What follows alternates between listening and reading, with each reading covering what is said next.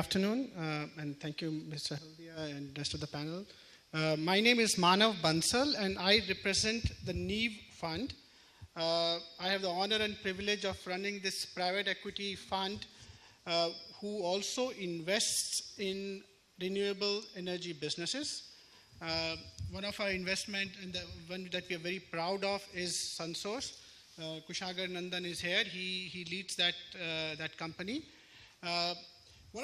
What I thought I would speak very briefly, actually we are here more to listen to the trends that's going on in the market, but what briefly I thought we'll talk about is the whole idea of mobilizing resources for private equity, for investments in renewable space. Mr. Halde actually said it very rightly that there has never been a dearth of money for projects in India. It's, at least in my working lifetime, we've never seen a good project and a good promoter ever being turned away.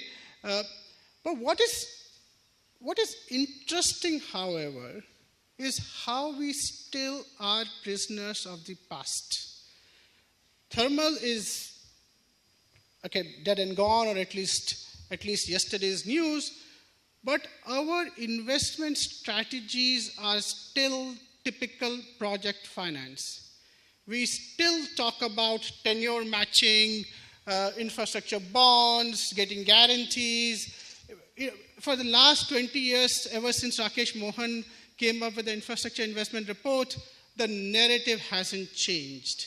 In conference after conference, in banker negotiation after banker negotiation, how do we match tenures? How do we increase tenures? How do we get pension funds to invest in infrastructure? That is going on. What has changed, however, is the nature of infrastructure development, especially in the energy side. Just look back at a macro picture and see who are the developers for thermal. The answer will be public sector or big rent-seeking industrialists, the guys with connections, the guys who will be able to get a lot of debt and concessions from the government. Who are developing renewable energy? The young guys, the first generation entrepreneurs, they are the guys who do not look for rent-seeking relationships. They are the ones who are bringing in new technologies, new ideas, and therefore as investors, we need to respond to this new India, the new renewable industry, so to say. We will do a great disservice to ourselves if we continue to view renewable energy as a standard project finance wherein you have 3 years, 5 years, a road project, a thermal power project, huge capital expenditure, 5 years cost overrun issues, etc. We need to be far more nimble. I am sure that nobody in renewable will really care about the tenure so long as you have an ability to refinance. The whole idea of cost of capital shootout is something we need to rethink. What it is replaced with is an answer I do not know. What I do know is just like we have people like Kush here who are developing a new industry, we need to have a similar set of people at the financing end of it who look at it slightly differently. Not fuddy-duddy old bankers and who look at it from a credit perspective. It will not work anymore. Just one more point about interest that we see as a private equity professional in renewable. There is a huge amount of interest, and sometimes that is scary. Because when there is a huge interest, the donkeys and the horses run together. You're not able to differentiate.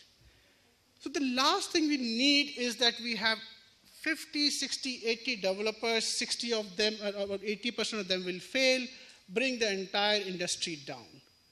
It is important that we create a democratic policy mechanism where we are continually able to back the right developers, the right people to develop this and take the lead in the renewable space. We believe we have done it with 3 of our investee companies.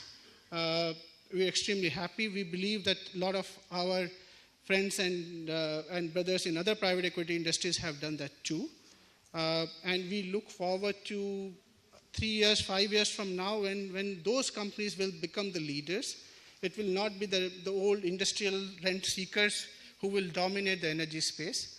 We also hope to see a day when innovative project financing, both on the equity side and on the debt side, comes to respond to these smart people. From equity side, people like us are trying to do that. We also hope people on the debt side will do that.